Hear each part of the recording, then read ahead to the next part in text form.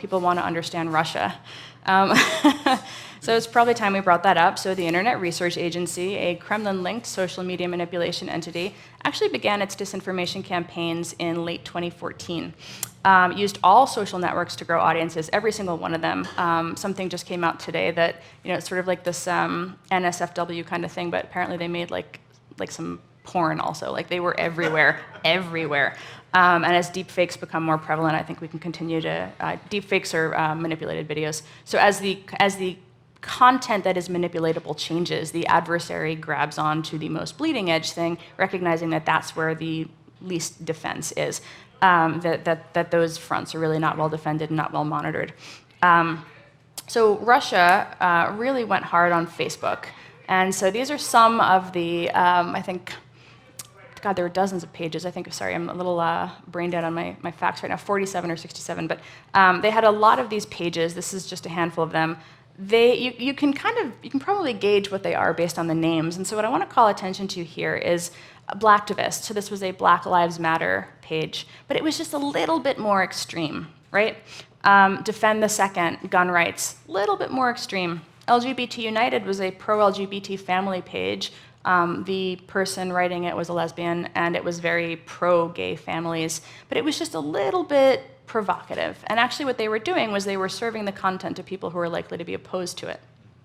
So the pages, they have relatively normal sounding names. If you've been on Facebook, I'm sure you've seen pages with all, names very similar. I'm sure you've seen content that looks exactly like this, widely shared.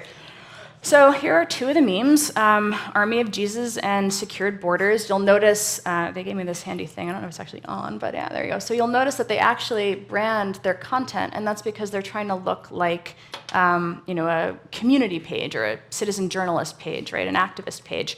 So all of the content that these pages produced had these marks, it actually made it quite convenient for tracking them across the internet.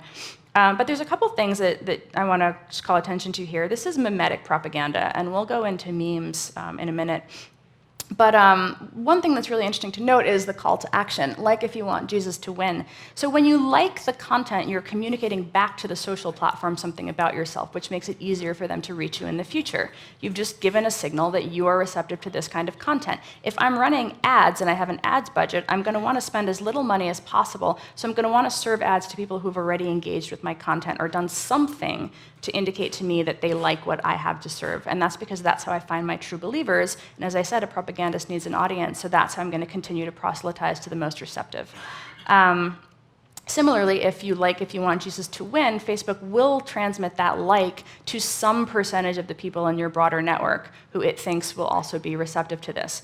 And so that's how we find ourselves in a position where what you do and what you share directly impacts your friends.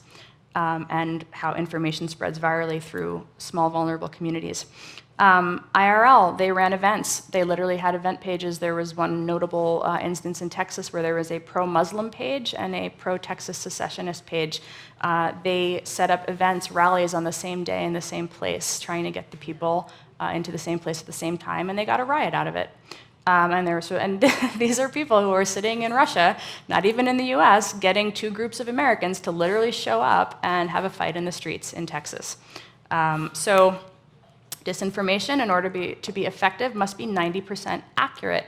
And this is where the studies of human psychology come in with propaganda, the fact that the content that they're producing looked plausibly American. When I showed you those memes, the first thing you think isn't Russian troll in Siberia. Maybe now it is, but 2 years ago it most definitely wasn't. And so that's where we think they're producing content that is just, it is so true looking, it's just like a little bit out there to the fringe. And as we started digging into the pages, we did realize that there were moments where we're like, this is not how a native English speaker would say this thing. There would be these really funny, long, prose like the way you learn to write in 3rd grade. Hillary Clinton is a terrible person. Therefore, it is important that we do not elect her president. Ergo, we must all vote for Donald Trump, right? And so this sort of like nobody running a Texas secessionist page talks like that. Not to stereotype, but let's be honest.